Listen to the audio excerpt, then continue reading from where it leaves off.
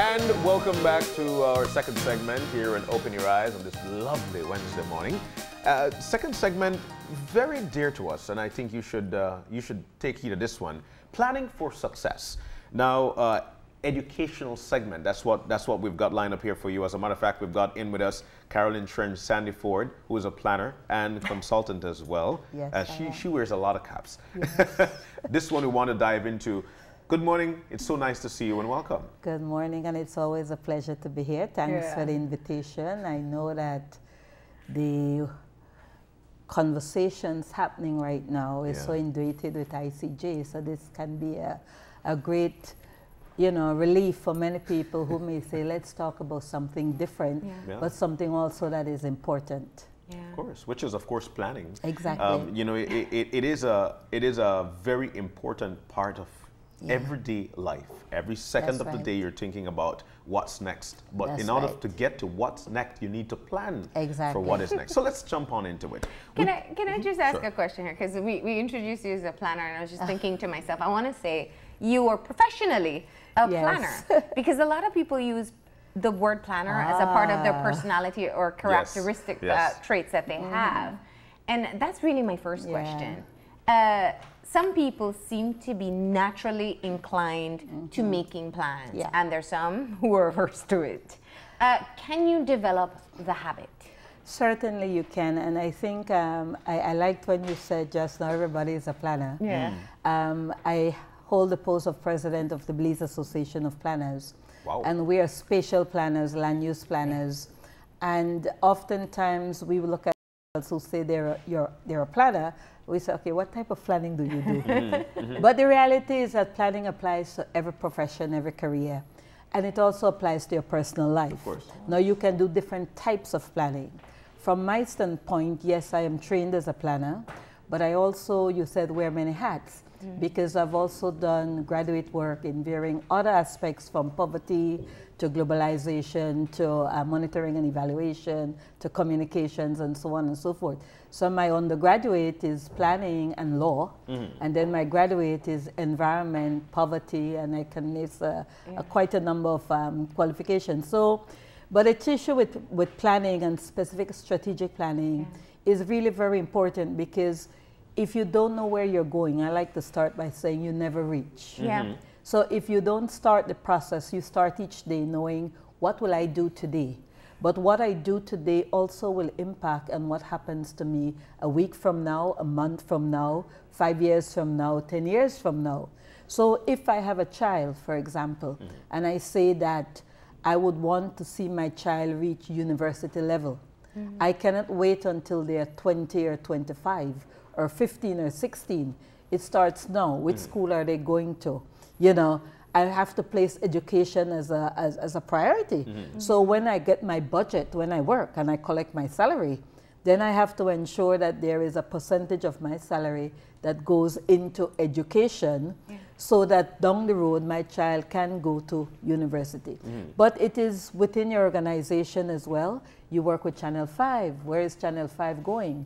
Why does Channel 5 exist? What does it want to do? Does it want to change some perception, some narrative, does it want to make profit? Exactly why do you exist?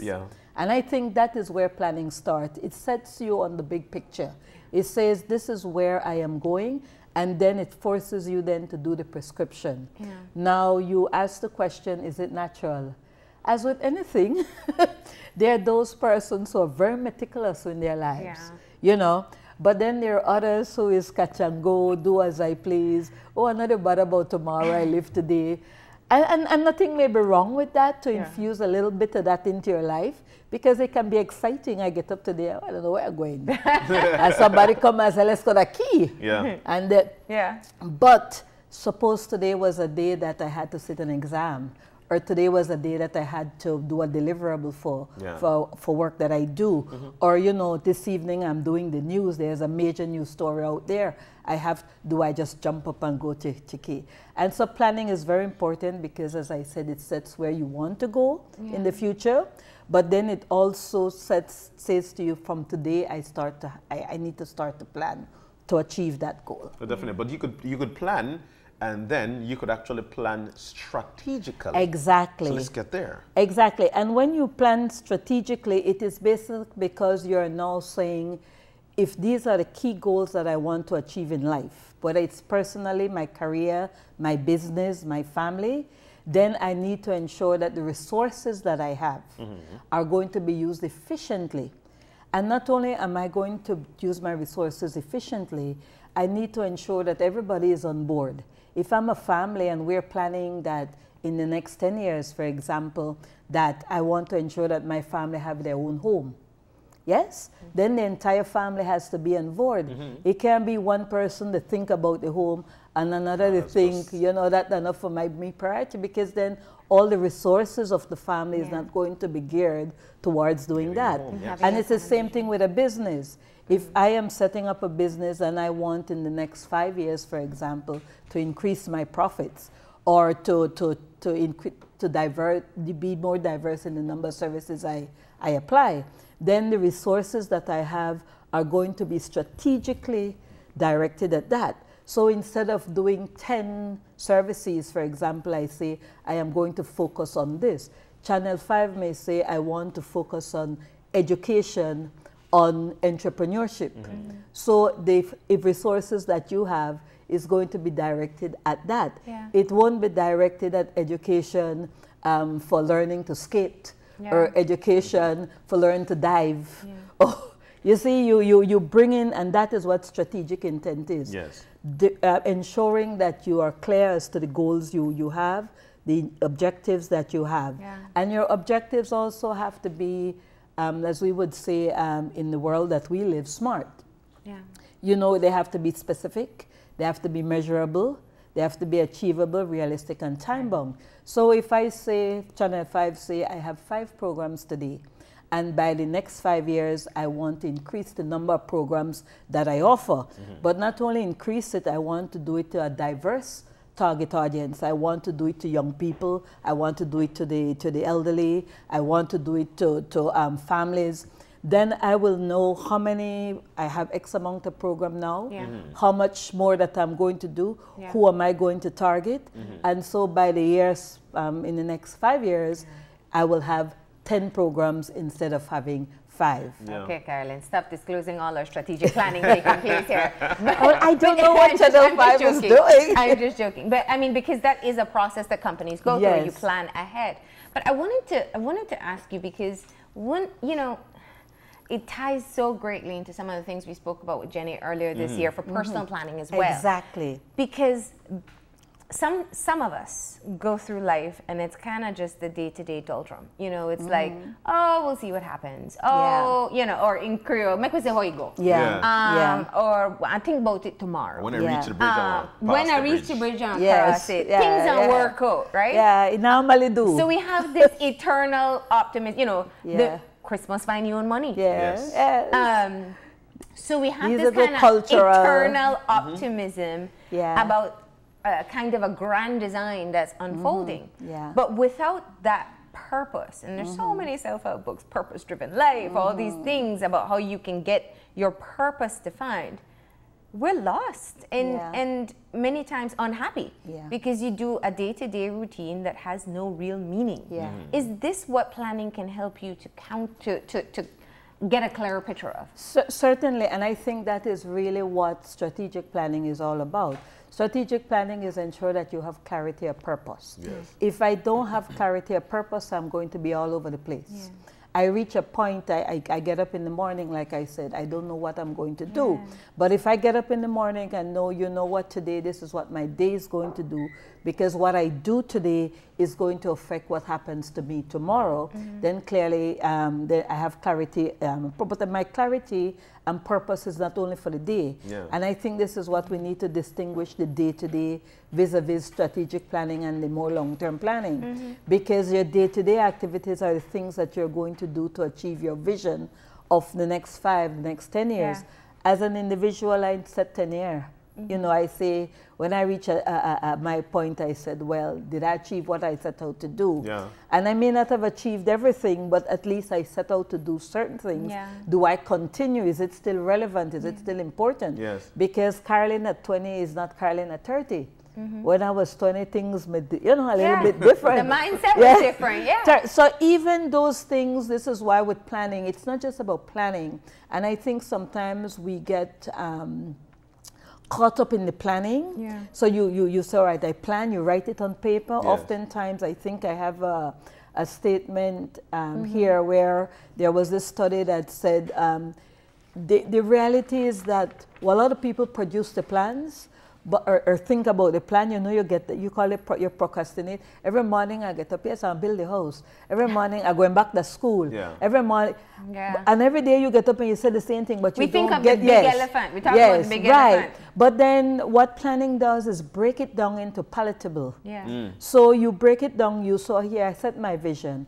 In the next 10 years, this is what I want. I want my own home. Right? Where am I now? I don't have a home. In order to get there, I must set out the prescription or the journey. Yes. So every year, this is what I'm going to do. But before I can even do that, what does the house cost? What will the land cost? What, you know? Yes. So I said, need? A down right, payment. exactly. Yeah. And so I set up, all right, in the next 10 years, I want to build a 3-bedroom house because I have 4 children. You know, I want a nice yard and so on and so forth. So then I have to get the plans drawn. Yeah. And then I get it costed. And then I have to find the money. You see? So if I get it costed and I know this house and this property is going to cost me $150,000, at this point, where am I?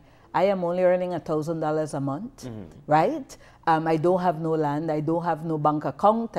So what do I need to do to get there? So all right, every year I'm going to save X amount of money so I can have the deposit. So when I go to the credit union, and I encourage people to go to the credit union, you know, you go to the credit union, you can say, I have the deposit, I have to get the loan to do that. But if I break it down, what are the first thing I have to do? I have to decide what type of house. So this month I will work on my designs. The next month I work on something. So by year 3, I have my deposit, I have my plan. Year 4, I work on get the money. Yes. Year 5, I start bill. And then I might decide to build, you know what? This is a 3-bedroom, but then by then time I don't have 3 more children. Yes. You see? So this is where I call monitoring and tracking. That was poor planning. But I never know. I never know. But then and this is where the monitoring and the evaluation comes in. Because as you're going along, you keep asking yourself, am I on track? If I say year 1, I'm going to achieve this. Year 2, I'm going to achieve this. Year 3. So every time the year done, I say, am I on track? Yes. If I am not on track, why? Maybe I never saved the amount of money that I wanted to save. What can I do because now I got a lead deficit? Do I cut down the size of the house where I want? You know, maybe I decide for just build 2-bedroom. But then down the road, maybe something happened and makes a little bit more money, or I might say, I want a 3-bedroom. That means I have to either save more or do a second job. Maybe sell some barbecue on Saturday. You see, but every year you track it, you monitor it. So by year 10, you are where you want to be. But where do you start? If you've never been, and that's why I say there's some people who are just naturally meticulous about their planning, and there's some who are not. And you know, to start to look at the elephant as the one bite at a time, as the cliche. How do you encourage people to get to the point where they can put together a plan that is realistic for them? It's a challenge oftentimes, as you have said, for persons who are not used to planning. And so there's a lot of nurturing, there's a lot of mentoring, there is a lot of conversations. But those conversations also have to start very early in life. Sometimes what you find is that if you grow up in a family where you see it happens, naturally it comes to you. It doesn't mean it comes to everybody, because you might grow up in a family who are well organized, well planned, and you might just might be the rebel. Yes, exactly. But the chances are, and the statistics will show, that if you grow up in families who plan, who organize, and so on and so forth, it naturally comes that you also do that. Then you have the education system. Because also within that education system, if you become a disciplined person in terms of how you organize your work, I can tell you I used to be a last minute person. I don't pay no. I last minute, I had to study last minute, I had to try to finish the assignment last minute. While I used to have some people in my class where they're well organized, then come organized. You know, when you come to class and your pen, your entire day, they come, I still read, I still study, I still. I used to be like that. But then, of course, I went into a profession which kind of shifted me and the way I think. Yeah. But it's not, sometimes it's natural and sometimes it's not. But it comes from the family, then the education system, and then even in your job career, because remember, planning is also something depending on whether you're doing it personally or within your career or within your organization. Because when you set the vision, that vision is supposed to inspire you. Of course. It's supposed to motivate you. It's supposed to be something that you want to do. And so that in itself sets the stage for you to be motivated and want to be. If your organization sets a bold vision, you know, by 2020, this is what we'll be doing. And that excites you. You come to work every day wanting to come. And you can see everything you do, whether I answer the phone, whether it's cleaning the office, whether it's going out on a sales pitch.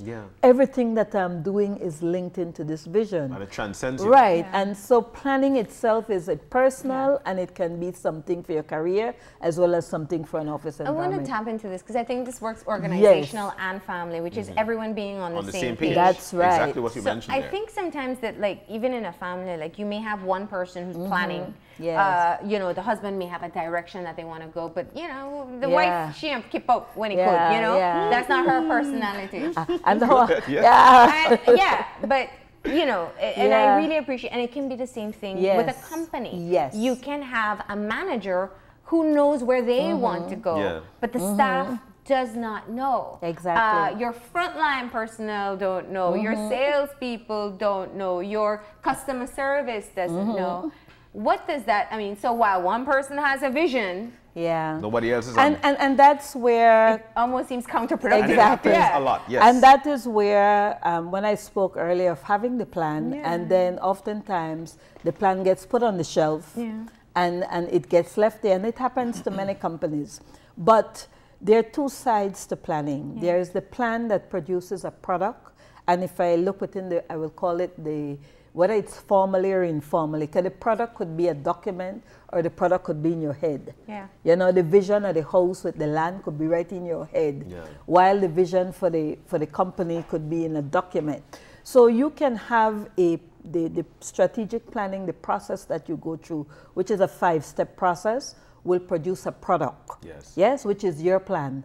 Managing the plan now, it comes to what you call the strategic management, because there's a process of planning and there's a process of implementation and execution. Of course. And there's a constant iterative process, because as you're going along and monitoring and tracking, you're ensuring that you're on track, on progress with what you do. Now, going back to what you said, you then have two sides to it. You have leadership and you have management. What you spoke of earlier is that you can have the leader, the person who has the vision, who knows where they want to go, who can bring everybody on board, but they don't have the management skills to get it there. You see, so the vision falls apart. And then you have husband people is pushing in a direction that wife doesn't know. No, exactly. I'm not on board with, because I was not inspired. You know, inspire me, you know, they motivate me for joining this journey with you. And then you have the other side where you have people who are great managers. They know to handle the day-to-day. Today, this is what we're going to achieve, and they will get it done. They will get the staff mobilized and organized to do. And when you build that leadership and that management together, this is where you have great things that happen. Whether at the country level, whether within an organization, or even within your family and your own self. In fact, I wanted to use a quote where I often use this with the classes that I do. Julius Caesar, you know, Julius Caesar was this was what I was saying, where the review said there are 4 fatal flaws of strategic planning. 88% of companies engage in the strategic planning, yet few adequately manage their strategies, and even fewer see their goals completely met. Because people just going through the process, produce the plan, And then that's So I it. did it. Then from done time it, to yeah. time I consult it. It's a living document. It's like for a country, it's like your constitution.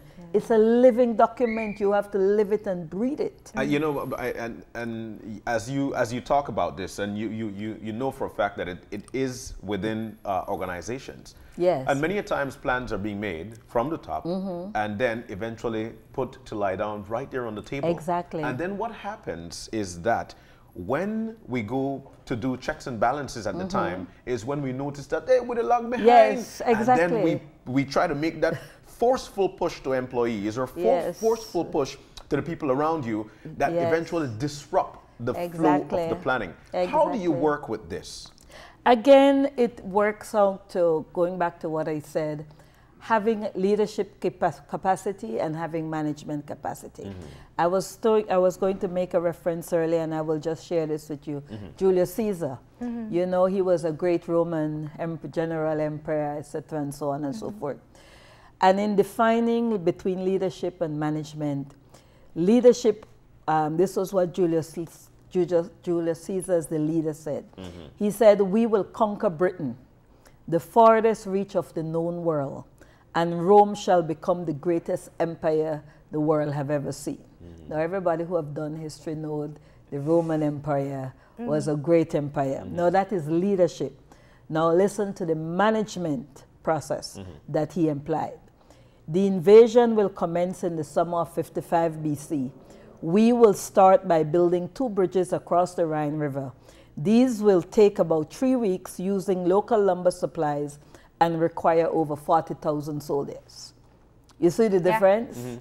Leadership is about setting the vision, and management is about implementation and execution.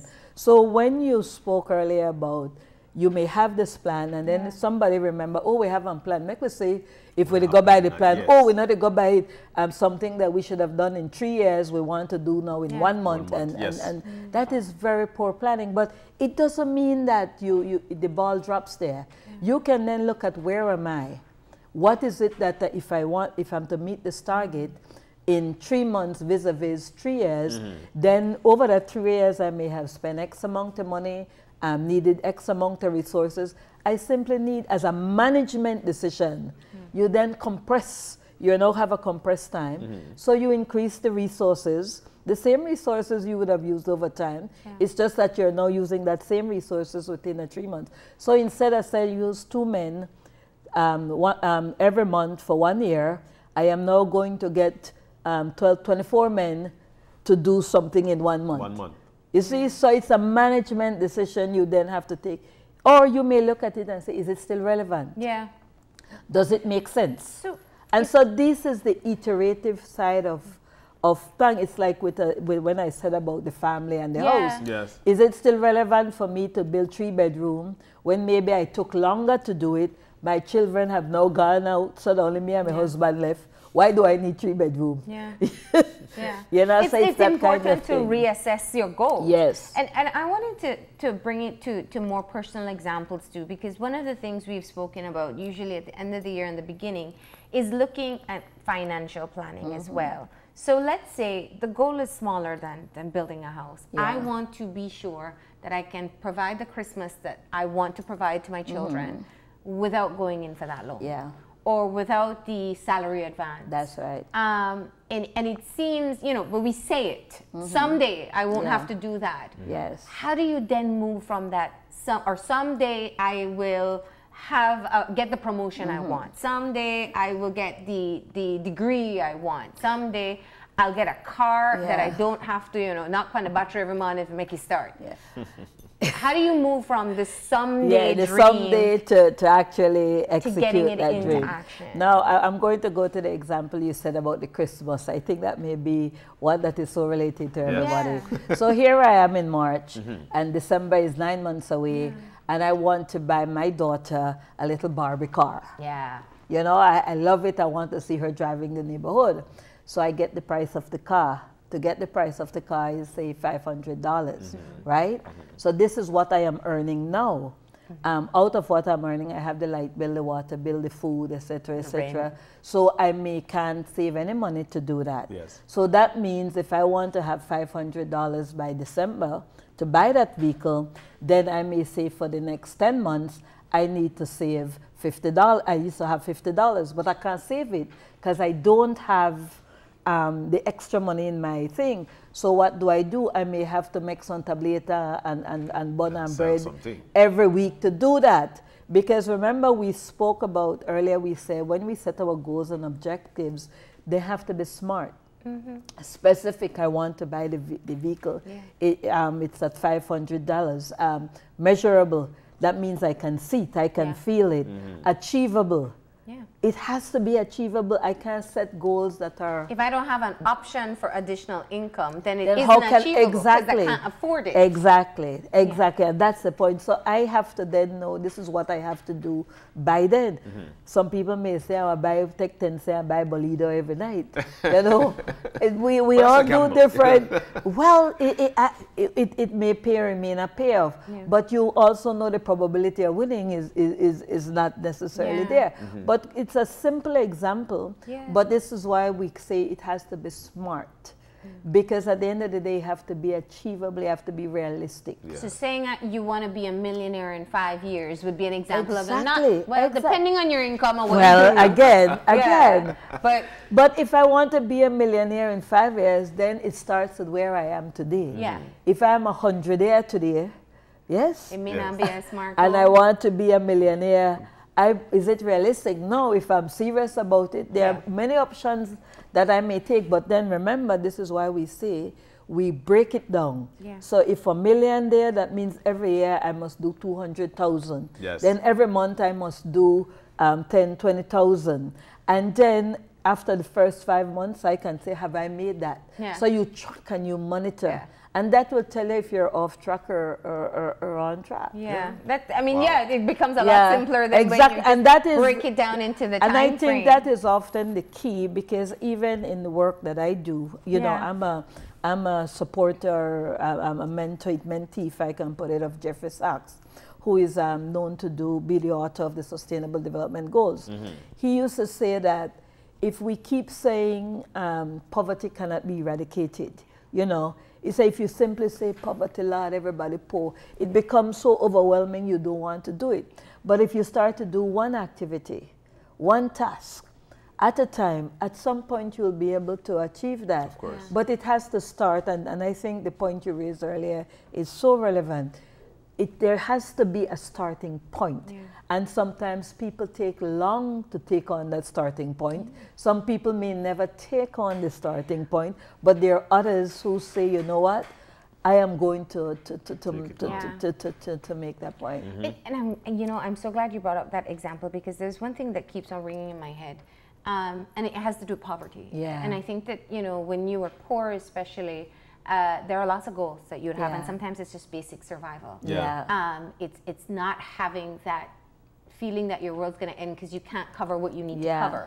Now, I remember seeing a TED Talk actually, and it was talking about poverty and how people who are poor or lacking certain needs, the decision making is interrupted. How do you address that? So somebody who's out there saying, listen, you tell me about $500 Barbie car, I just want to know I'm going to be evicted in 2 months, or my light not going off, or, you know, how do you make some of the struggles that people really do have in this country a bit more manageable with strategic planning? Again, it goes down to what you had said initially, the personal convictions, the environments that people live. If you live in an environment that is constantly negative, then you will more than likely think negative. I'm not saying everybody will, but more than likely you will think negative. But if you live in an environment or operate in an environment where you have support systems and safety nets, and an issue as poverty, for example, you raise it, it's a big issue. And it's not an issue for an individual on their own to take on. It's an issue where the family has to take on, the community have to take on, and even the state have to step in where to deal with the safety nets that you need to have. Many people, as you quite rightly say, they may have a job, but the job in itself is not sufficient to do all the things that ought to do just to survive. And oftentimes people are like the one step. And many studies have shown that a simple thing, there's a death in your family, you know, or someone getting sick, a lot of middle-income people, moves you from a certain level of status of living to one that is put you in a poverty trap, because that person may also be the breadwinner of the family. So the person gets sick, you don't have no money coming in, you have to find the money for the bills to pay. And then but not only that, the psychological, you know, the pressures and so on. So it's a paycheck to paycheck that we talk about. And then that paycheck is not even enough anymore. So even that doesn't even make you want to go to work, because the paycheck that you get, before you even get it, it's gone. So when you're talking about addressing issues of poverty and being strategic, it's not just an individual issue, it's a community issue. The state has to become involved, and you have to talk about what kind of safety nets that you need to put in place for those families. Now, when you speak strategic planning, this is where strategic interventions are come in, because you also have to know the communities where this exists. And it's only, and it's interesting you say that, because we're getting ready to do a summit on data ecosystems.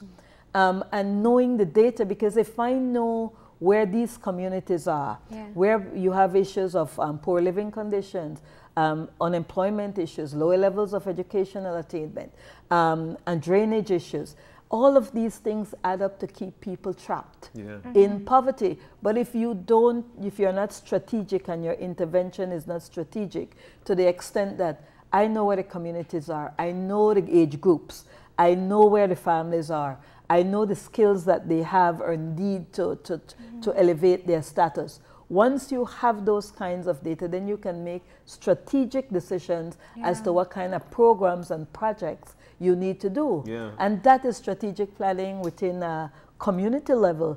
At a country level, you have countries who are saying by 2030, we are going to be a smart society, or we are going to be a energy efficient society.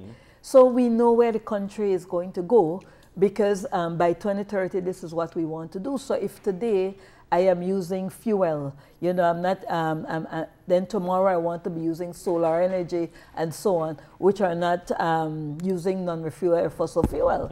So you start planning for the next 10, 15 years. So the point, going back to strategic planning, I've often said it can happen at a country level, it can happen within a community, it can happen within an organization, both for profit and non-profits, because non-profits, organizations are those who are business who function on profits.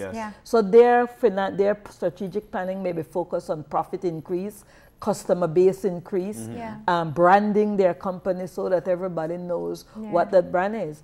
I always go back to Bill Gates, Microsoft. One of his vision was that there will be Windows in every or a Microsoft product in every house. When he started, it never happened. Now most computers you go on Windows and Microsoft. Nike, for example, they have a mission that speaks about crushing their competition. So if I want to crush my competition, I'm going to wear Nike. You see, so you have then you have organizations which are non-profit. You know, we feed children who are going without food. So my vision may be today I'm only feeding maybe 100 children, but maybe by next 10 years I want to increase that, because the statistics is saying that there is going to be an increase in malnutrition, etc., and so on and so forth. So you have to set it and then know where you are today. Some of the experiences I've had with organizational planning, and especially in NGOs, how do you make sure you don't get too stuck on planning? Because sometimes you end up in that strategic plan, the plan review, the plan review with another outsider, you know, the reshaping of the time frame. And before you know, your first year or first quarter is gone and you're still planning and not working. Not working out, And again, remember we keep saying that planning is an iterative process. So not because you're planning, you're not doing anything. You, as a nonprofit, for example, you start a nonprofit because there is some issue, some problem that you want to solve, some cause that you have a passion for. Yeah. So that remains with you. And this is why whenever you do planning as well, it is always said you have to be anchored by your goals, your value system, yes, your core, because if you're not anchored by that, you might get caught. Yeah. People may have funding or want to give you funding for something, but because you need money, you might get shifted. Yeah. Or somebody say, well, we have money to do a plan, so you go and do a plan. No, I have always said, and I say it again, planning and strategic management is a continuous process. You live it. While you're planning, you're doing. Yeah. While you're doing, that is factoring back into your planning, because whatever you are doing, you're getting data and information which fits back into your organization, which would have had some goal or some strategic intent that they want to do. Sometimes you can get distracted in the planning, and this is why it's very key to let it be a process that is structured into your organization, in that it's not, oh, after 6 months, I remember I have a plan, or because somebody comes in and say, oh, you need a plan, so you go and do a plan. Yes, no, right. You have to have it structured in your organization, that we do weekly meetings or we do monthly meetings, and these don't have to be around the table. You know, you can have email. How are you going with this project? Yeah. You have software. Regular checks. Exactly, and that is what is key. Yeah. Monitoring as you're going along to ensure that you are on track. And what about day-to-day living? Are you a list person? I mean, what's your advice? Somebody sets out today and I say, okay, you know what? I want to be better at planning my life and stop just like going through the motions. Yeah. What do we do? Do that forever to-do list that we trash at the end of the day? Well, I always say life is about living too, you know. Yes. And we must appreciate, yes, we have to appreciate that life is for living. Yeah. And so we must enjoy life. Yeah. However, in order to enjoy life, we also have responsibilities in terms of our lives, our families, and so on. And to me, it's always about balance. There are some days I can tell you I have my list. And I get up and I put that list. And my list is linked to a month's list, which is linked to a year list. Yeah. So every day I get up and I say, these are the things that I want to achieve today. Do I achieve all? No. There are days when I don't achieve because you get sidetracked. Yeah. An important call might come in. Somebody might call and say, Carolyn, can you come and do this? And then I have to look at it though, and I have to say, how important is it? If I have a friend who calls me because something has happened, I am going to go there. It may mean I might miss the meeting or whatever. So it's how you balance and how you ensure at the end of the day how you prioritize as an individual. Yeah. You have to be able to prioritize, and how you prioritize is going to be what is important to you. But you plan to expect these things. No, you can't plan everything. Well, this is it. Yeah. Whenever you do planning, and this is just a little, I call it a little conversation on it, but you are going to have to incorporate what we call risk management. Yeah. Because everything you do, there's going to be a risk. If I say, for example, to use a classic, and this may be, I am going to, and I go back to the construction, I'm going to build a house, right? And so I get some materials delivered. And then I have the rains, and the rains wash away my materials. Or the hurricane come when you're exactly. Farming, or at a bake one cake, right? And I have a deliverable. I'm supposed to send this cake for so kind of party, and the gas gone. Oh God! Right? But if you factor in, and this is what strategic planning does, you do factor in the risk management. Can you factor in all the risk? No. And I think one of the, and this is where I go back to the point I made about leadership and management, because strategic planning and strategic management is doing what I call two things at the same time.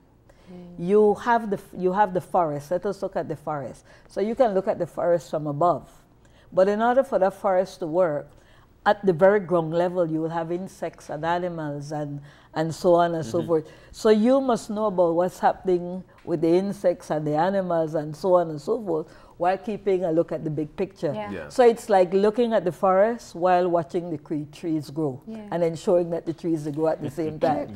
That's what planning and management is all about. I think it was a while back, and we're running out of time, but I think it's a great closing point, is that even with the best plans, you don't always achieve them. Exactly. And learning the lessons from them is what is key. That's an excellent point, Marlene, because we must not, I always say again, you don't fail. When I say to people, FAIL is the first attempt in learning. Yeah. You don't fail. And no, it's just another opportunity that will just, you know, that will come your way. Yeah. If we can keep that, going back to what you said, that it's a lesson learned, and how you factor that lesson into where you now go. And that is the monitoring part of things. Yeah. Because as you're moving along, things may work out or it may not work out. There are things that you can manage, the risk, and there are some things that are just going to be thrown at you. Yeah. And it's how you manage it. And so there's a lot of issues that you have to take into consideration when you're planning, and it depends on the level. Planning for a person, you doing your own individual, may be different from planning for an organization. Of course. You know, exactly. It's like, you know, when I was saying to someone, something like technology.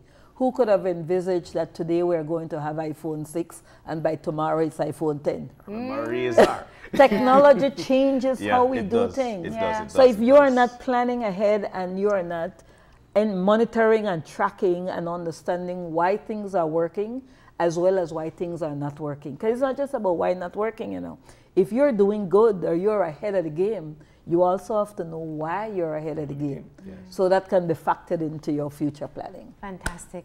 Thank you so much. Wow. This was scratching the surface, but so important in reminding us why we do have to take the time to put together our plans, whether personal, family, organizational, or beyond. Exactly. You're welcome. We're going to go ahead and take a break. When we come back, we'll be talking about recruitment for the Belize Youth Challenge. So stay tuned.